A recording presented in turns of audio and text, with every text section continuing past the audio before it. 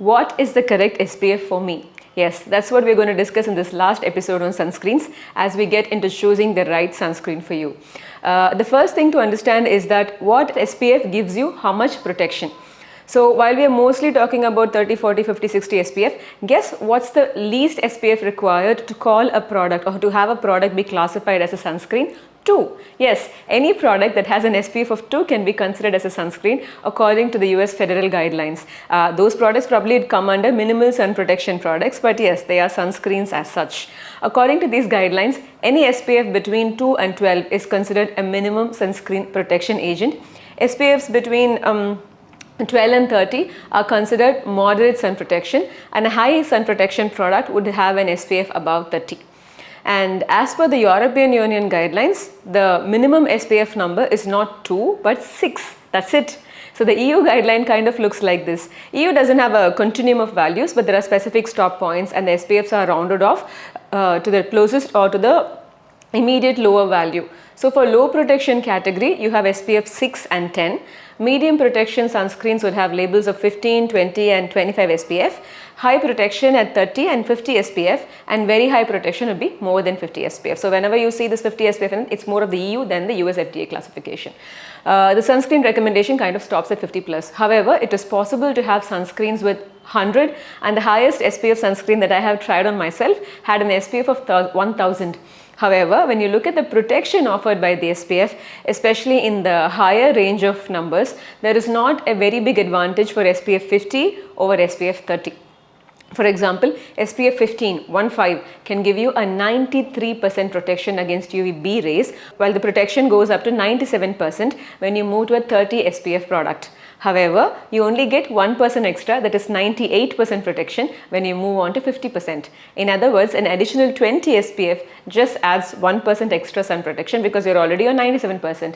And theoretically, even a 100 SPF sunscreen apparently cannot claim 100% sun protection as per guidelines. So when you want a basic indoor sun protection, even 15 SPF should do. However, there's a catch as to why you should still consider using SPF above 30.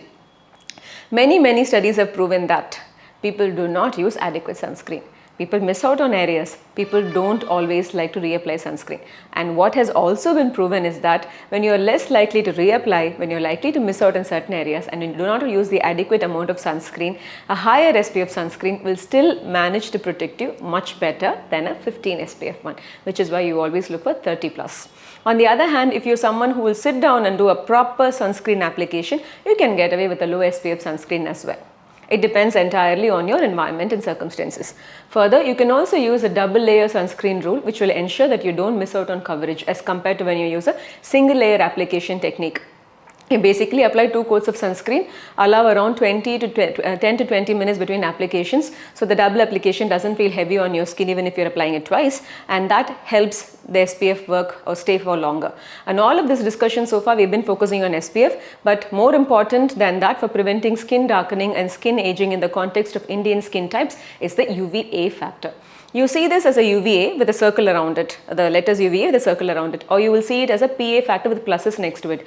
Basically, this is a measure of UVA protection, which is the main deal for preventing photoaging. While UK uses the boot star rating, in India we mostly follow the Japanese and Korean Asian grades of PA and the plus system. This is based on the measurement of the UVA protection factor, what we call as the UVA-PF. UVA-PF 2 to 4 is noted as 1 plus, 4 to 8 as 2 plus, 8 to 16 as 3 plus, and more than 16 as 4 plus. USA considers another value called the critical wavelength, which identifies a sunscreen as broad spectrum when the wavelength is more than 370 nanometers. So you may also see sunscreens with a lambda number on them, usually more than 370. For preventing pigmentation and photoaging, you should have a PA 3 plus symbol at least. Better would be a 4 plus. I touched upon the PA factor briefly in one of the previous episodes. And for the same SPF, a PA 4 plus sunscreen is more likely to allow some vitamin D production as compared to a PA 2 plus. Another reason to go for higher PA 4 plus, at least if you belong to the lower skin types, typically like 3 or 4 to say. So that decides the basics of your sunscreen selection, what SPF and what UVA. Now, if you're in front of the system all day and you need more protection, you can look for a tinted sunscreen with iron oxides or specific antioxidants that are meant to protect you against visible light plus minus infrared spectrum as well. We will just touch upon the water resistance of a sunscreen again, which may be very relevant to you if you tend to sweat a lot. The regulations consider water resistance as kind of equivalent to sweat resistance. So the sunscreen can say water/sweat resistant, and the US regulations denote these as 40 or 80 minutes on the packaging, which gives you a rough idea of how long the sunscreen doesn't lose more than 50% of its protective power in water or under conditions of sweating.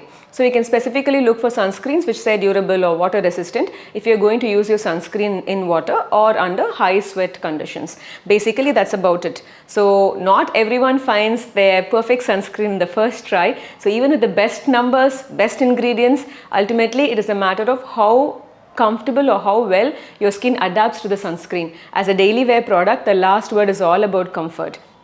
This last lecture completes our series on sunscreens, and we will be next moving on to discuss actives in skincare, starting with the biggie, salicylic acid. See you soon.